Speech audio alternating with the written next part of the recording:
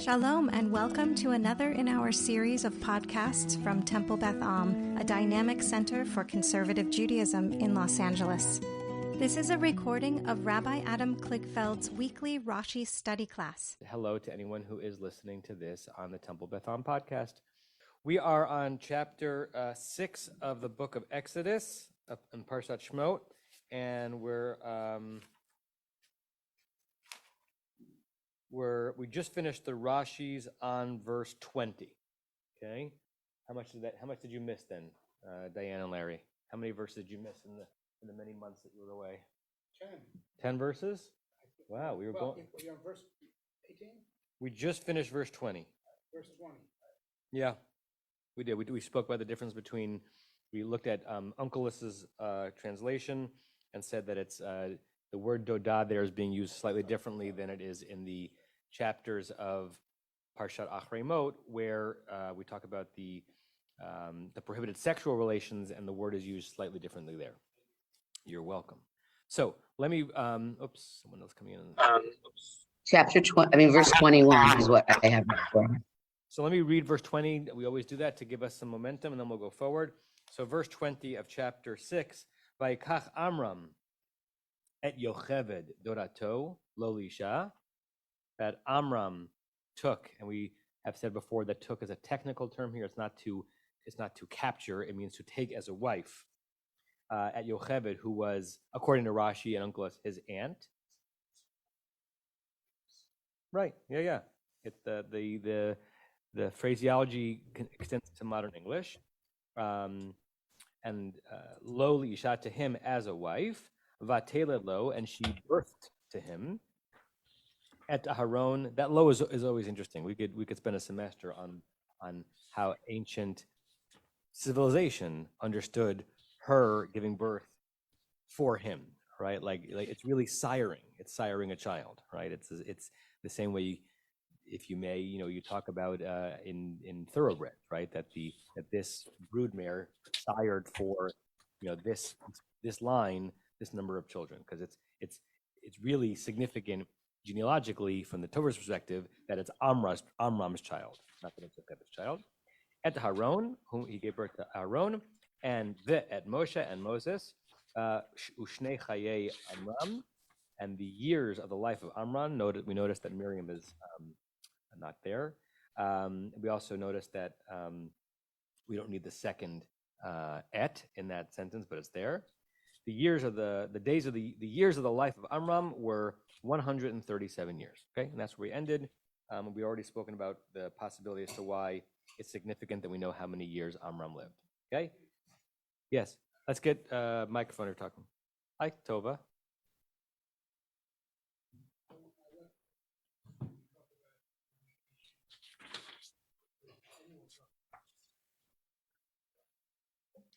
Yeah, so we talked about the fact that though that relationship apparently is explicitly prohibited in Parshat Achremot, there are two possible resolutions, right? One cleaner than the other.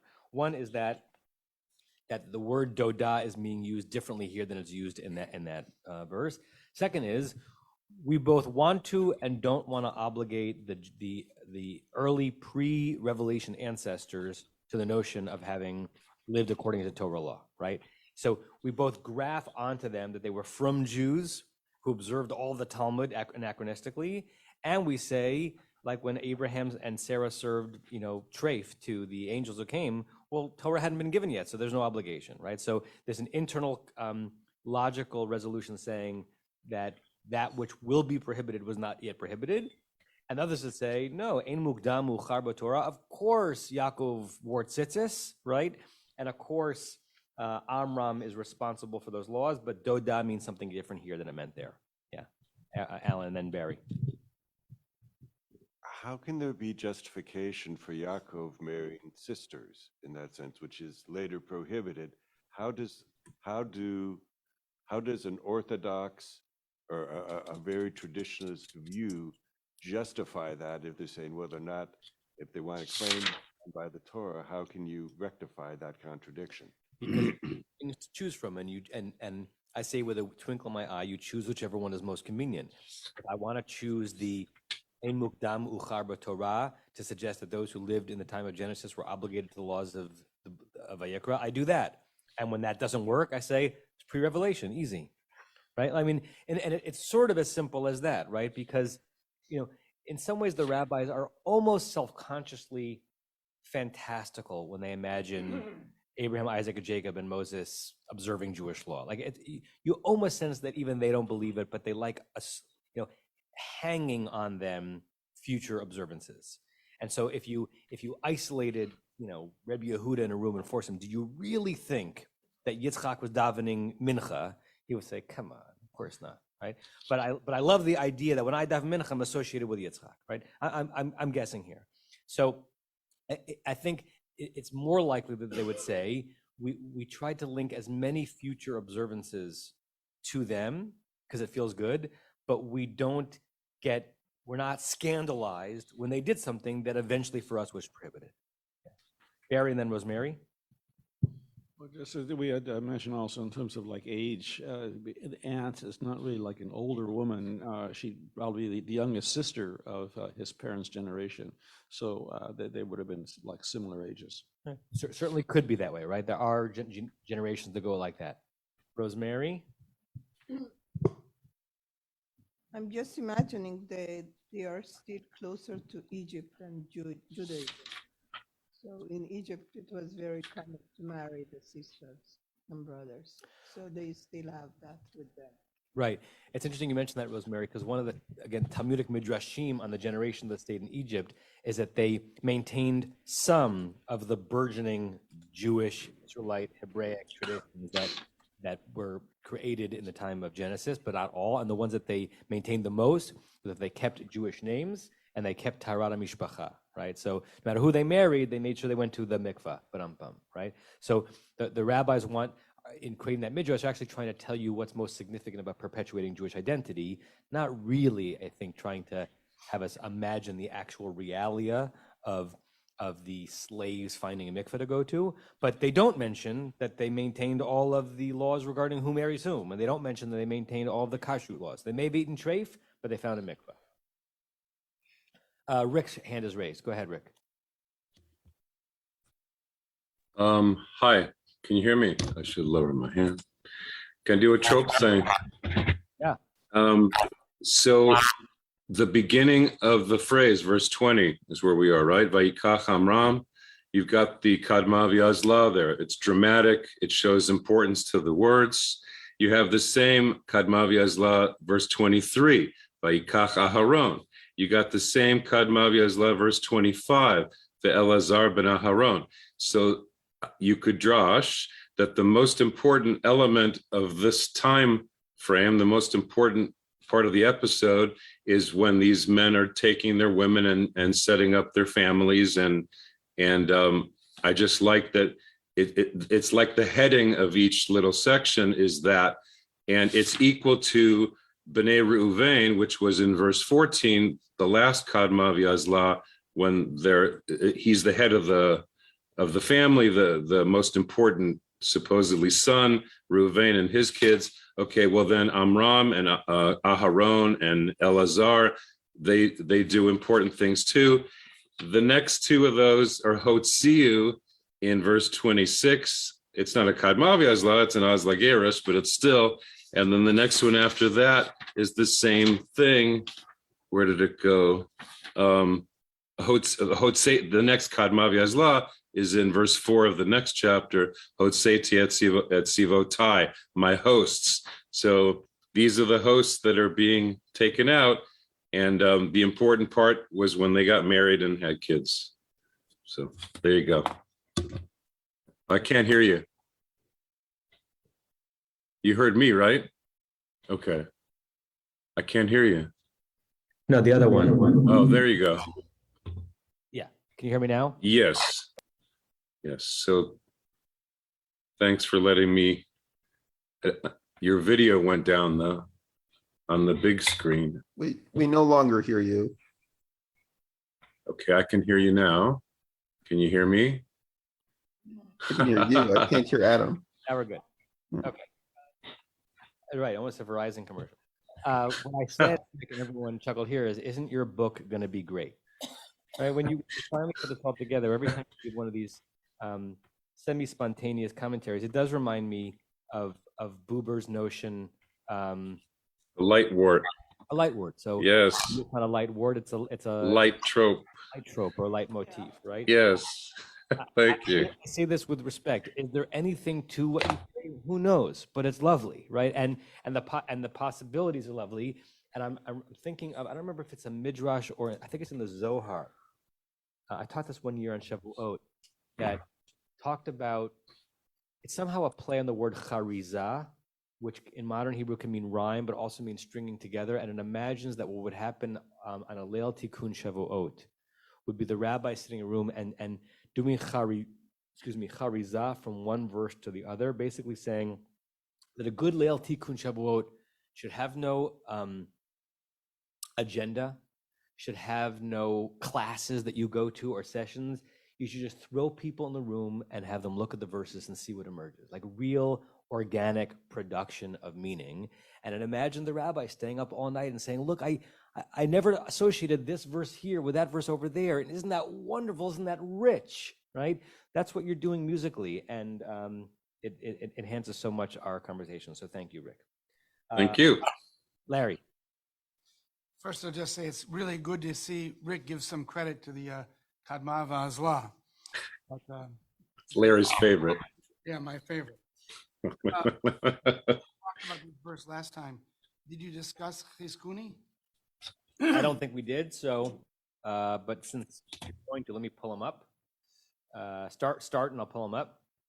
Well, Chizkuni's got this really interesting read On which verse? on 20, on on 20. why it is that this this particular marriage, which should have been prohibited or in the future would be prohibited, is emphasized here. And he thinks that, you'll read it in a second, he thinks that in fact it's important for leaders to have some flaw, either personal or in their background. You want to read it? So it's on. Is this the one you're referring to? Yes. Ma shehiskim lakadosh baruch hu sheyitzei adam gadol k'Moshe milikuchim shatid lizaher alehem. How could God possibly have agreed? That's how I read the tone here. That a man as big as Moshe, as significant Moshe, would emerge, yitzei milikuchim, from takings. That's that word lakach, right? From wife takings, from relationships. Shatid, in the future, Elon, as you said, we're going to be commanded against them. Lahazir aleihim. Lefi she'ein ma'amidim parnas al hatzibur. This is about to make me feel very good about myself. That you never place someone responsible on the congregation, ela imkain, unless kupa shel shratzim tuliyalo, unless there is some, how do you translate it? Some like collection of yuckiness. A sheretz is a prohibited bug, are hanging off him, but savaro, on his neck, pein yitga al hatzibur, lest he or she become too proud of himself or the congregation, kamoshe matzinu b'David, as we saw with David, right? That's why I'm imperfect, folks. I'm imperfect for your sake. I screw up and mess up so that I can be more, accessible to all of you, right? It's actually a really wonderful,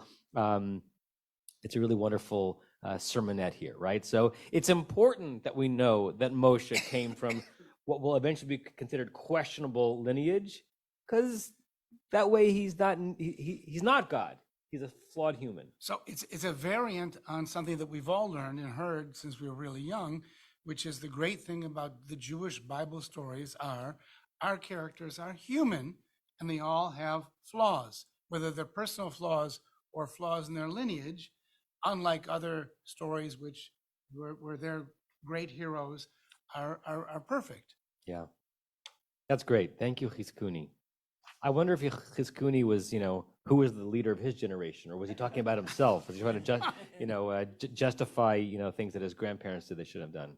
Wonderful. Thank you for that, Larry. Okay, moving forward, verse 21. Tova, you want to read? You got a couple of verses until you got a Rashi on 23. Diane, can you give Tova the? Okay. The Zoomers, how significant is it for you to see who's reading around the table? I know what she looks like. Okay. Because sometimes when Joel is here in person, he logs into the Zoom and then just swivels his camera around. Is that very helpful? Not at all helpful? Take it or leave it? I just need the Either or, sound. either or, as long as we know who they are anyways. Okay, Joel, how quickly can you get here? Okay, go ahead, Tova. Uvnei Yitzchak Korak va'nefeg v'zikri. Right, not Yitzchak here. What did I read? Yitzchar. Oh, excuse me. Yitzchar. Yeah. Korak va'nefeg v'zikri. Okay. Yitzhar. Yeah. Yitzhar. Okay. Let's see. And the sons of Yitzhar were Korak, Nefeg, and Zikri. In these small genealogies, I always like thinking about, is it random or not random which of these names perpetuated, which did not, right? I know Yitzhars. I have never met a Nefeg in my life, right? So I don't know why that is. Fair point. But we know nothing negative about Nefeg, right? He's a Nebuch. He's a Nebuch. Just so we understand where this is coming from, we had gotten a little interlude about the children of Amram. If you go back to verse 18, just so you see where we are in the genealogy, we are discussing the grandsons of Levi that came from Kahat, right? So in verse 18, Uvnei Kahat, the children of Kahat was one of the children of Levi, were Amram, and then we spent another verse, another verse in verse 20, telling us the offspring of Amram, and the next one was Yitzhar. So now we're filling that out. We're filling out the grandchildren of Levi, and there were three of them. Korach, we've heard of him, right? Automatically, you see something odd and problematic that if Korach was born to Levi, but Korach is still alive and a rather young, virilish man on the Exodus, right, after they're already in the desert, right? It makes it hard to reconcile all of the years here, unless it's a different Korah, right? And then these two guys, Nefeg, V'Zichri, right? Rashi is understandably quiet in the verse. There's nothing particularly interesting, unless he could have gone a deep dive into this Korach, connecting him to other Korachs. But right now he's quiet. Anyone else want to say or ask anything on this verse? Okay, 22. Am I continuing? Yeah. Okay. Uvnei Uziel, Mishael, Ve'el-Safan, V'Zitri. Okay, and what does that mean? And the sons of Uziel were Mishael, El-Safan, and V'Zitri. All right, so we have three more grandchildren, only one of which is a name that I've ever heard of in modern Jewish life. I've met several Mishaels and never met an El-Safan and a Sitri. If you compare verse 22 with verse 18, anything strike you as odd?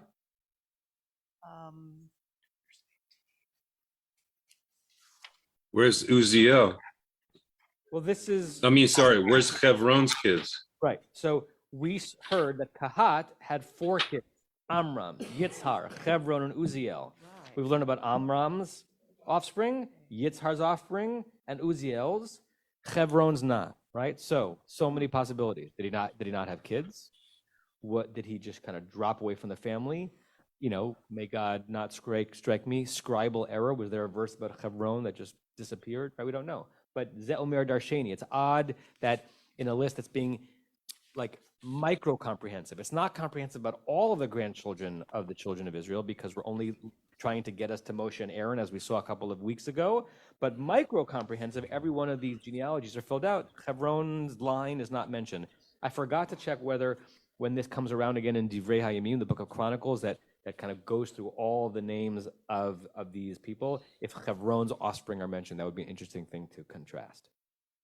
Okay? Rashi's quiet on the verse. A little bit odd argument from silence why he doesn't mention, the fact that Chevron's children are omitted, but Rashi doesn't say everything we think he might say.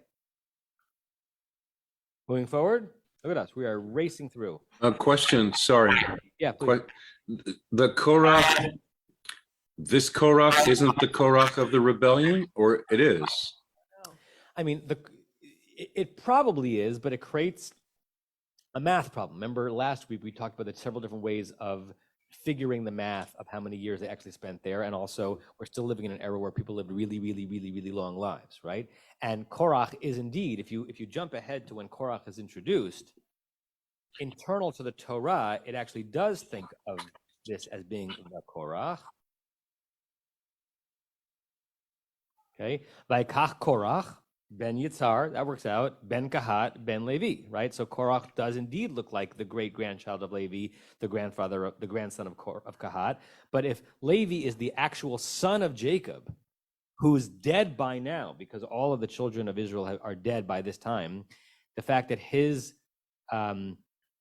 great-grandchild is alive and not aged when the Israelites leave Egypt, is challenging. Okay. Again, Moshe also hanging out in this generation. So there's no one saying that he's not that. I'm just saying it throws a challenge into imagining how many years they actually were in Egypt. Larry? Sorry, I should have been bringing all that onto the screen. I keep forgetting that if I have to share screen. So those of you who are on Zoom, you didn't see the Chizkuni I was reading before. I apologize for that. So Das Kenim, who I think you've looked at in the past or told us who it was, I don't know who it is, has an answer to the question as to why we don't hear from some, including Hebron, and not from others. On what verse? It's on verse 20. All right, let me pull that. 21, sorry, 21. 21. Oh, let me share screen so everyone on the Zoom can see it. Okay. Das Kenim. Okay. It's not one person. That's what it's almost like it's almost a version of Tosafot.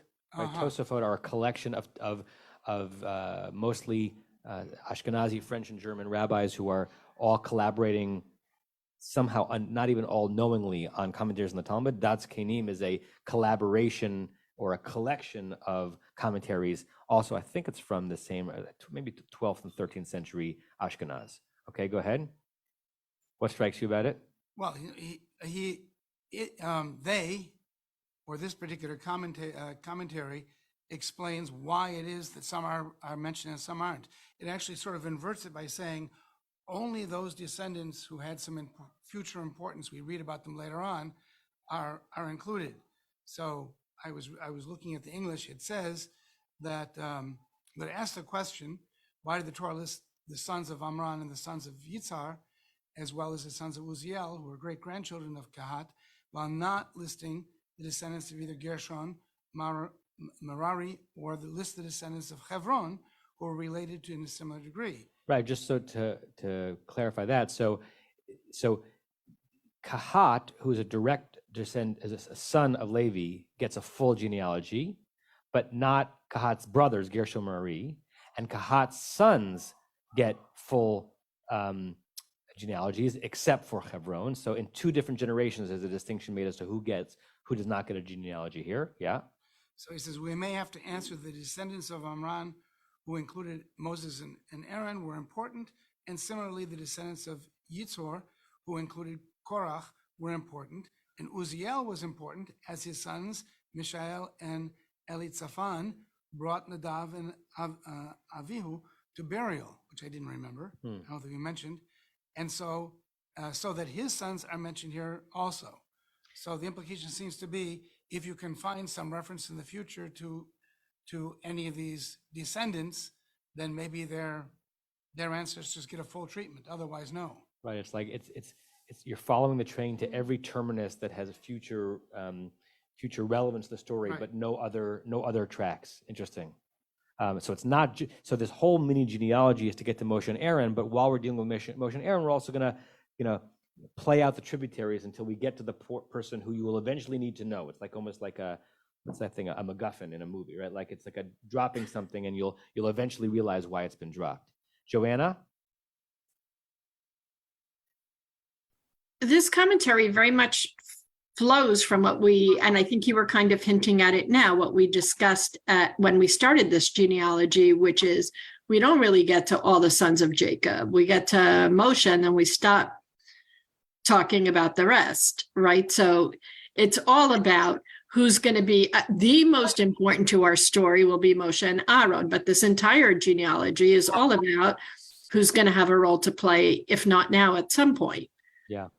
Yeah, right. Very good. So if you could, so those two commentaries together, those two comments together are very helpful understanding what this is doing here as a little insertion before we go back to the narrative. And we were in the middle of a very dramatic narrative, right? This is the beginning of the Exodus story, and it's taking us a while to get through it because we go slow. But even if you're just laning it, you're in a very important moment. All of a sudden, let me list you some names of people, right?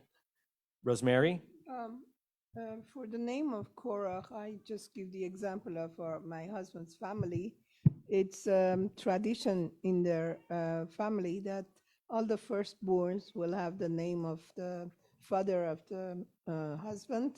The daughter, the first girl will be like my mother-in-law. And then if you have like 4 children, it will be the second boy will be my father, and the second girl will be my mother. So this is tradition. Like in my husband's family, there are like 8 children. All the firstborns, the sons, they are called Reuben or Reuven. That's Isaac's father. So this is tradition that goes. And when it finishes the 4, that husband and wife have their parent names, then it goes to uncles or an uncle who have died. So this has been always like this. I mean, if you're sitting around, there are like 10 ribbons over there, Wow. 10 other things. So maybe this is what Korah had, that even if the father and mother are alive, because like in my family, they were saying, your mom is alive, how come your daughter has her name? But maybe they had that tradition in that time that they were passing the name to next generation. Right, and certainly that's the case in the Hasidic community as well, that depending on what sect you're from, the firstborn male is usually named after the name of the great Rebbe, right? So, as you know, I spent 9 years living near Kiryas Joel, and nearly every firstborn son of every Satmar family is named Yoeli for Rabbi Yoel Teitelbaum, not for their own grandparent, but for the grandparent of them all, right, of the sect. Sue, Mike, microphone. Just to add to Rosemary's story, similarly, and I wonder if this is kind of a Persian family. No, your husband is not Persian. What? Lebanese, Syrian. Lebanese. Syrian. It's close, because it's the very similar thing is in my family, which of course I interpret as rather comical, because it's another huge family, 1 million siblings, and like everyone is named Shmulik, and so it's You mean Ofer's family? Yeah, so it's they're everywhere, just like you have Reubens everywhere, which is kind of funny. Everybody is. But no Nefegs. No Nefegs, not a one. And had there been one, then there would have been many. So maybe there was a good thing that no one got named Nefeg. Okay. We're on verse 20. Did we read verse 23? No. Let's read verse 23. You're still up, Tova. Vayikach Aharon et Elisheva bat Aminadav achot Nachshon lo Isha vateled lo et Nadav v'et Avihu v'et Elazar v'et Itamar. Okay. And Aaron took Elisheva, the daughter of Aminadav, the sister of Nachshon, to him as a wife, and she bore him Nadav, Avihu, et Elazar, and Itamar. Okay. So just to remind us where we are, in verse 20, we had learned of Amram's descendants, and they were Aaron and Moshe. Miriam's not mentioned. We finished off Amram's siblings, and now we're going to Amram's children's story. And the first one, by age order, is Aaron. And we learn that he took as a wife Elisheva, that name exists, the daughter of Aminadav, the sister of Nachshon, to him as a wife, and she gave birth to him, Nadav and Avihu. We know why they're important to remember, and Elazar and Itamar, them too, because they replaced Nadav and Avihu. Okay, looking at the verse itself, particularly as you think about what we've been gathering from the genealogy so far, what's been present and what's been absent. Anything jump out at you? Yes, Elon, microphone. I think we need 9 microphones around this table.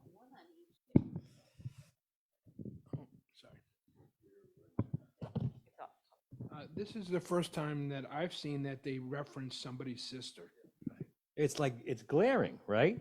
So it's one thing to know that who Elisheva's father was. That's, the patronage of someone is someone's comment. But to know that Elisheva was a sister of Nachshon, particularly since we don't yet know that Nachshon is someone worth knowing. And by the way, remember that when we think of Nachshon as someone worth knowing, we think of him as as worth knowing more because of Midrash than Pshat, right? The Midrash of Nachshon being going into the water and being an example showing courage, to which God responded by splitting the Red Sea. It's a lovely Midrash. It's a classic Midrash. The Nachshon as an image is used all the time. Nachshon in the Torah is just Nachshon ben Aminadav, but he's still known later, right? But why is it significant that we know that Aaron's wife is Nachshon's sister, right? That Nachshon is Aaron's brother-in-law, okay? Why is it important to know on a pshat level, not on a midrashic level? Right? So that's a good question. Let's not answer it yet, but let's just hang it out as a really good question. Anything else on the verse that jumps out at you as a why this, or why is this here, or why is this not here? Diane? So there are so few women mentioned in Torah, and it's interesting here that we have wives' names mentioned, but not daughters. Yeah, it's almost like we have wives' names as the producer of the offspring. All we care about them as their wombs, right? They provided wombs to these men that produced these male children. And even though Miriam will become significant in the story, has been significant and will be significant again, she's not mentioned. But the wives are mentioned as producers, right? They really are. Sue, hand up? No? Yes, there are fewer women mentioned in the Torah than there are men, but they're not missing entirely. I mean, we have women in the Torah from the get-go all the way through, and they play incredibly important roles. So right. I don't want to throw the baby out with the bathwater with that one. They're there. Right. They're there. Right. They're there. Rick and then Rebecca. Along those lines, we do have Yocheved, we have Elisheva, but when we get to verse 25, we don't have Elazar's wife's name. We just know that she's from the daughters of Putiel. So somehow we lost her name, for whatever that's worth. Say that one more time. We have the name Yocheved in 20. We have Elisheva in 23. But when we get to 25, we don't have the name of Elazar's wife here. It might be in Chronicles. It just says La Kaklo mi benot Putiel. Right. So, well, that phrasing of mi benot Putiel, we'll either get to it this week or next week, raises a lot of questions as to both what does it mean and why is the actual name not there, right? We don't, if in a section where we seem to be meeting some of the wives, why do we not know the name of this particular wife? So good. Baruch Shekivanta, Rashi's going to be interested in the same thing. Rebecca? I had noticed that whenever there were multiple names, somebody had more than one son, it always had a the and in front of the boy's name, but with Nadav and Abihu, and then Elazar and Itamar, Elazar doesn't have a the. So it purposely groups together Nadav and Abihu, Elazar and Itamar, rather than Elazar standing by himself. It has those two groupings so that those sons are associated with each other and their future. Very good, right? All for the lack of a vav, right? It really does seem like the verse is pre-telling the story that Nadav and Abihu are a unit. Pause. And Elazar and Itamar are a unit, right? Just because the vav is not there. That's trope-wise too, Rabbi. Trope-wise? Yeah, well, there's et Nadav, et Avihu, that's by itself. Et Elazar, et Itamar, that's a separate clause. Good, very good. Sue? And microphone? And we need a third microphone. And And all those names are names we all, like we said earlier, how do names get picked up and carried forward? Well, we all know Nadavs and Avius and Elazars and Itamars, and that whole family, they got some traction with their names. Okay, yes, Tova. Along the same line that we've been commenting on. Move the mic closer to your mouth. I'm sorry. Along the same line we've been commenting on, and going back to the question of Achot Nachshon, I think what comes to my mind is that the people hearing this read aloud to them or experiencing these texts in some ways were not naive readers. They were already imbued with this tradition.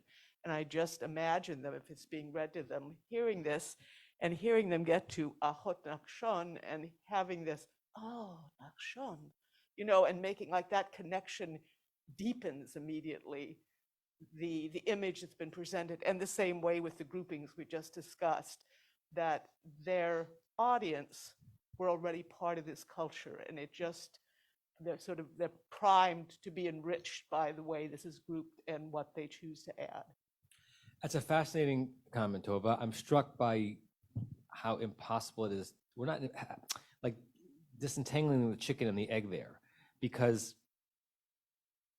the listeners in the 1st, 2nd century CE who've gotten both Pshat and Drash are definitely having their ears perked by hearing Nachshon because of what they may have learned about the Midrash of Nachshon.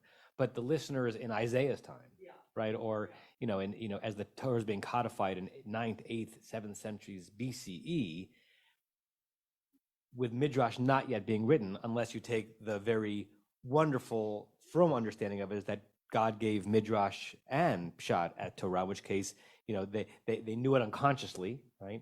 That then Nachshon is just Nachshon, not Nachshon. But there's also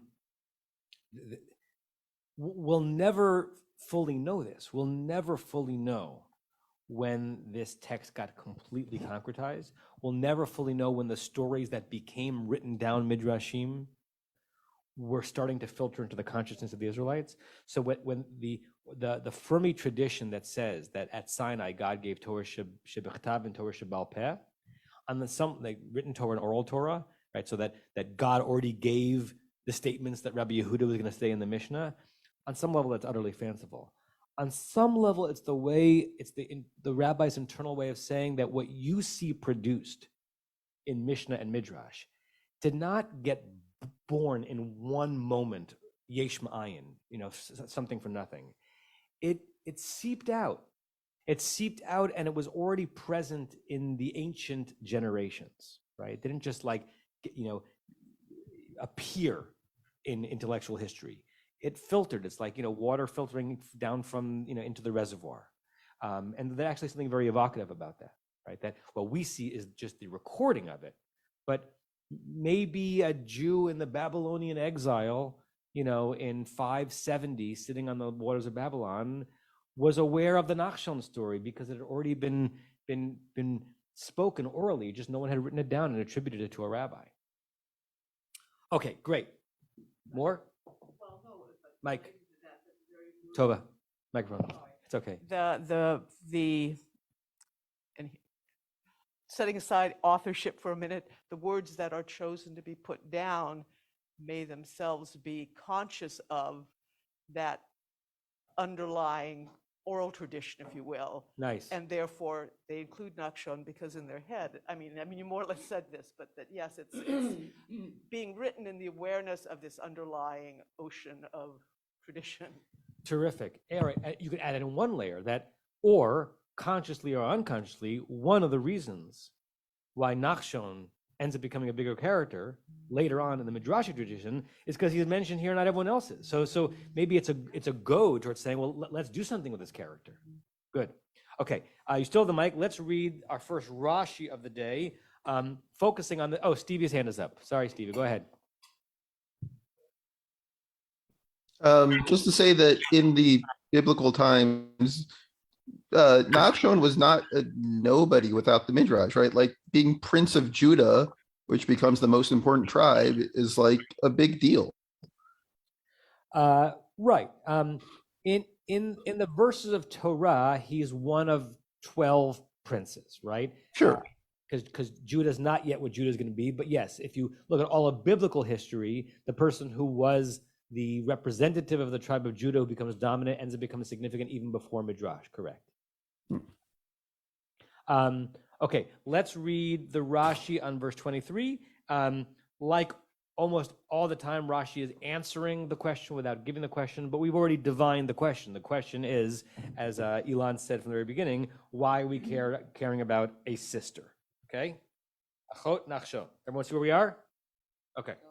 Tova, you're still up.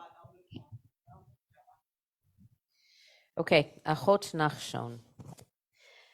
מכאן למדנו הנושא אישה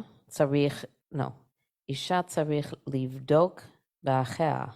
Before we even read that, I'm sorry, I want to point out one thing as to why specifically Rashi is asking this question. So Rashi is not just concerned about why are we caring about a sister. He's also concerned about unnecessary redundant information. And he's saying, since in our verse it says that he married Elisheva, who was the daughter of Aminadav, and in Mukdam Muchar Torah, there's no forward and backward in the Torah. If you look at the book of Numbers, chapter 2, look at on the screen, everybody. The Hachonim Kedma Mizracha, those who were, this is the description of the roving camp through the desert in the beginning of Parshat Bamidbar. Those who were east-south. Degel Machane Yehuda, it's the flag of the encampment of Judah, Litzivotam, according to their menes. We'll actually hit Litzivotam later on in our class, either today or next week. Benasi Livnei Yehuda, as Steve had said, and the prince of this tribe was Nachshon ben Aminadav. So if we are going to know later that Nachshon is the son of Aminadav, then once our verse tells us that he's Nachshon ben Aminadav, we've identified who this Nachshon is. We know his family. So then it's even more extraneous than tell us his sister. If telling us who his sister was the way you were telling us who he was, that's one thing. But we know who he is because we have other places in the Torah that tell us that this is Nachshon Goldstein, right? Nachshon ben Aminadav. So then why Achot Nachshon? Go ahead. Mikan Lamanu, from this we learn, which is, that alone seems a little odd. I mean, we're always, from every Rashi, he doesn't say Mikan Lamanu on everything. He's saying from the fact that Nachshon, I'm getting into it, for that Nachshon's relationship to Elisheva is mentioned, we learn the following thing. Meaning, right. I draw, and the Talmud draws from this thing, the following life lesson. What's the life lesson? When you marry a woman, you need to check his brothers. Yeah. This is a pretty straightforward. Right, Rashi thing. says, I guess this is telling us something, right?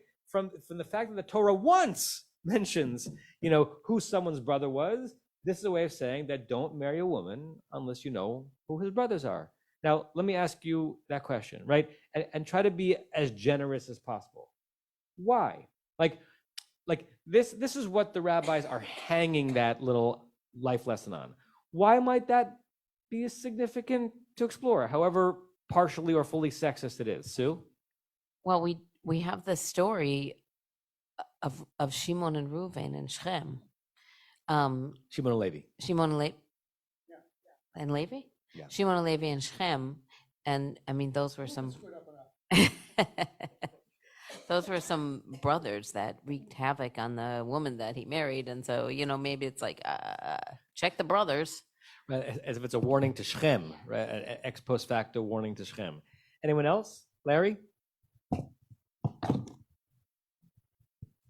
Well, this is just the yichus of the of Elisheva. But I have a question that will help me to give a different answer. Who was Aminadav? Do we know who Aminadav was? The father of Nachshon. My point is, we have no reason to talk about Nachshon because He's the son of nobody, at least nobody in this lineage. Right. This gives us an opportunity to include Nachshon. And he's important not because of the Midrash, because of what we just read. Yeah. He's a prince. Yeah. So he's going to come up later on. So if you're, at least like me, thinking about the scribes sitting around writing these stories and figuring out, and say, what about Nachshon? Get him in there. Get him in there. How do we get him in there? He was the brother of Elisheva, and we're going to get her in there because she married Aaron. Right. And there's a tribal intermarriage here, right? Because the Levites are marrying with the Judahites, right? Let's linger more on just this one line, then I want to show you the Talmudic source from which Rashi takes it. So we're learning, like imagine this is Rashi as sermonizer, right? Shabbat, good Shabbos, everyone. So nice to see you.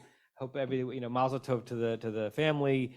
What I want to teach you this morning is when you're searching for a wife, looks matter, and there's got to be natural attraction, and make sure she has good midot. But don't you propose unless you know about her brothers. It's very significant that I teach you this today. Like, what's there? What is worthy there? There's clearly things that are like, I would obviously never say that, right? But is there a version of that we could say to our community, to our children, Diane? So I'm going to say two things. One is when you marry a family. Mm-hmm. You don't marry an individual. You marry into a family, and the ethos of a family really matters. And the other thing, so we are watching a show very unlike all the TV shows we watch. It's called Indian Matchmaker.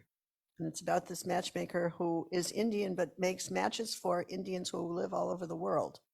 Indian country? Yeah.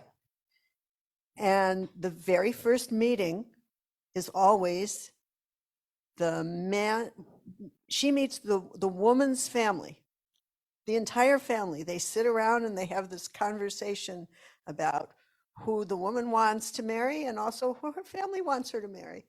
And this kind of strikes that chord. Yeah, good. I see other hands, so we'll go around. Well, Joel said, if you can all read on the screen, that since baldness goes through the mother, you want to know whether your kids will be bald, right? That's both wonderful and funny, and believe it or not that far away from the Talmud's original version of this idea that Rashi extracted from. Sue, go ahead. Well, I was going to say that it's. I think if we're going to sermonize about it, it's a little bit of a reverse demand on the brothers. That if it says in the Torah that if a man is going to marry a woman, go check his brothers, that I would wonder if that encourages the brothers to be upstanding citizens and holds people in kind of a better communal array. Particularly if you link that with the first thing you said, I don't know if this is what's intended, but it could be used as a chastisement of Shimon and Levi. Like you screwed up Dina's chances a bit. Yeah. Great. Barry, was your hand up? Anyone? Rosemary? And then Renee, I see your hand up, so we'll get to you in a second. Well, for us, it is to go see the parents, the mother and father. I mean, the girl is going always to resemble to her mother and the son to his father. And that's normal because it comes from education. What you have seen, you're going to repeat. I have always said that also to my children. Just look the mother and get the daughter. So in some more traditional societies, this is taken rather seriously. There's a certain sense, like in pre-Enlightenment thinking, there was a lot that was considered predetermined, right? And it was not this idea that you're an entirely new human being and you make all your choices on your own. That there is some, they weren't understanding it genetically. There is some predisposition that you can't escape from. Excuse me. And it's as if the Torah or the Talmud is saying here, you want to get a sense of who your children are going to be? Yeah, marry the woman, but get to know that woman's brothers, because your sons might be like that person. Renee, Rick, and then Tova. Maybe part of what looking at the son is about is also seeing a behavioral, getting behavioral information to see what kind of husbands they are and how they treat their wives. So kind of like helping to define what the role of husband and wives are within the family unit. Right, and it does make some sense. And the people we choose to spend our life with on some level are their own person, but they they have been formed by a family dynamic that is, I remember the moment when it just occurred to me, and it seems so obvious now, that however alike two people can be, however aligned they are in values, however much they like the same TV shows, right? Every two human beings are radically different from one another. The notion that marriage ever works is actually almost incomprehensible, considering how different people can be, and particularly how much little information we usually have about someone by the time that we make that choice, right?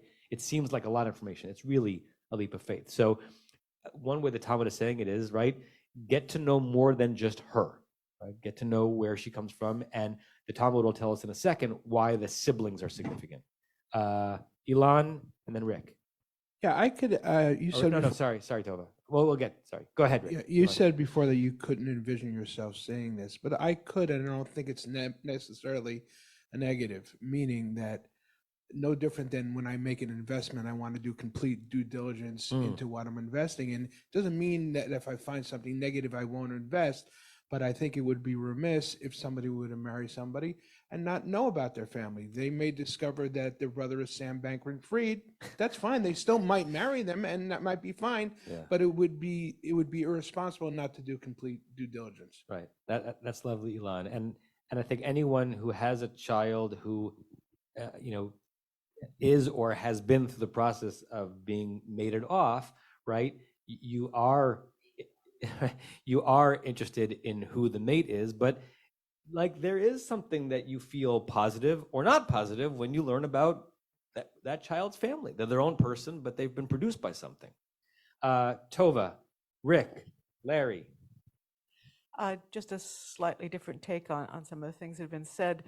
I don't know with complete clarity what the sort of family social structure would have been at that time, but certainly in some societies today, women would really only have had intimate relations, not physically, but intimate emotional relations with the men of their own family. And therefore, to observe what this brother is like, her peer in terms of age, this is who she's related to intimately through all of her life. And that could be highly informative about how you are going to be together. Wonderful. Thank you for that. Rick. Hi. I'm also thinking about the property that Elisheva would inherit from Aharon. How many brothers she would have, and if she would get anything. It's kind of like the daughters of Tzalofcha. There were no brothers, so they had to make a law that it would go to the daughters. But finding that out before you go in, what's the inheritance kind of situation? Besides their moral behaviors, if she's going to get anything physical like that, inheriting. Good. Okay, Larry. I'm first of all amazed at how deep this discussion has gone and how far it's gone. I just want to comment on something that the rabbi said that's not really related then to this discussion, which is how miraculous it is that a couple manages to, I forget your exact words, but to stay together. Diane and I just went on the most wonderful experience of our lives, the jazz cruise for a week. I thought this was the most wonderful experience of your life. Goodness. Sorry. And the demographic on the ship, 1,900 jazz fans, and the vast, well, we're all older, in our 60s, 70s, 80s, and 90s. And the demographic is, it was couples. 95% of the people there were couples. And the vast majority of those couples have been married a long time. We went there celebrating our 50th anniversary and discovered that was nothing. Because we met so many people who were discovering having their more than 50th, 60th, whatever. And it seems to me that's the secret. That's how it is. It has nothing to do with yichus. It has to do with people finding a common interest and pursuing that common interest, whatever it would be. Or maybe it's just the jazz. Maybe it's just the jazz. Could be. When they launch a Nigun cruise, let me know, and I will explore. I don't know if I would want to do a jazz cruise, but a Nigun cruise I would do. I want to show you the piece of Talmud where this comes from for two reasons. One, because I want you to see the source, and because today's Rashi that Sue read and the ones we'll get to next week are all actually collected from the same one page of Talmud. And sometimes it's interesting just to see that process. So let me share a screen. Okay, so we are in Masechet Bava Batra, the third of the three Bavas. A Bava is a gate. So the in Seder, the order of Mishnah called Sanhedrin, Nezikin, the first, there are three Masechta, three tractates. Bava Kama, the first gate. Bava Metzia, the middle gate. Bava Batra, the last gate. And as you know, the Talmud goes all over the place. So even though those tractates are dealing with damages and tort law and things like that, there's also a lot of Torah commentary on it. So I'm going to show you. Amar Rava. Rava said, Hanose Isha, if you marry a woman, that word noseh is the word from which we get nisuin, which is the second part of the wedding ceremony, the Sheva Brachot, to take a wife. Sarich sheyivdok becha, it's got to check her brothers. Shenamar, as it says, proof text. Remember Rashi, Mikan Lamadu, from this we learned. He knows this Talmud. The Talmud learns this from here. Vayikach Aharon et Elisheva bat Aminadav, that Aaron took Elisheva, the daughter of Aminadav, Achot Nachshon. Mimashma Shenamar bat Aminadav, from the fact that we already know that she was the daughter of Aminadav, Eini Yodea Shachot Nachshon, don't I already know that she was the sister of Nachshon, because we have the verse later on. Ma Talmud Lomar, what do therefore I learn from this? Achot Nachshon, what do I learn from the fact that she's mentioned as the sister of Nachshon? Mikan Shanose Ishat Sarich Shivdok Becheha. From this I have to learn that you have to check the brothers. Tana, and now Tana is a technical term in the Talmud. It's the introduction of a short Mishnaic era teaching. So whenever, after the word Tana, I learned this from my professor, Rabbi David Galinkin, almost every place in the Talmud where the word Tana appears, what comes next is at most a 7-word aphorism from the Tannaitic era. It's a different introduction than a longer text. Rov banim domin la'achei ha'em. That in the Mishnaic era, it was believed to be that most children are similar to their maternal uncles. They thought that, right? So we might think it differently, but all of what you might think about that is partially right. They had the impression that if you want to know how your sons are going to be, look at not at you, right, and not at your grandfather, but at your wife's brothers. I don't know if anyone has uncles like that in their genealogy, and if you feel like you're all like them, right? We can obviously disprove this with small sample size, but that's how Rashi doesn't include that part. Rashi says you have to check the siblings, but doesn't explain why. The Talmud said, because that's how you're going to know how your sons are going to turn out. So it's not just figuring out whether or not you're a good match, right? It's not just figuring out, does she come from a good family? It's predictive from their perspective as to who your sons are going to be. And that's why we learn this. And we learn this as an example for that's supposed to teach us how we're supposed to act in all such situations. Tova, and with this we'll probably end. No, I find that's fascinating.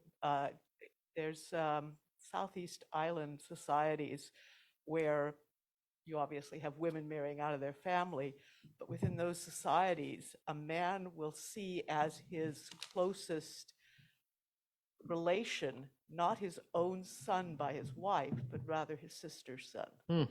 That's really the through line that they see, and it's the same. It's the same idea. Thought. Yeah. Right. Right. So this little verse, opened up a lot of doors. We're still in the Rashi's on verse. No, we finished the Rashi verse 23, but 2 verses later we'll get to a series of Rashis which are also taken from the same page of Talmud and Bava Batra. See, Larry, how fast we move? Have a good week, everybody, and be well, be healthy. Come back in person, please. Bye. You have been listening to another in our series of podcasts from Temple Beth Am, a dynamic center for conservative Judaism in Los Angeles. If you enjoy these podcasts, we invite you to write a review on the Apple Podcast site or wherever you get your podcasts. For more information about Temple Beth Am Los Angeles, go to tbala.org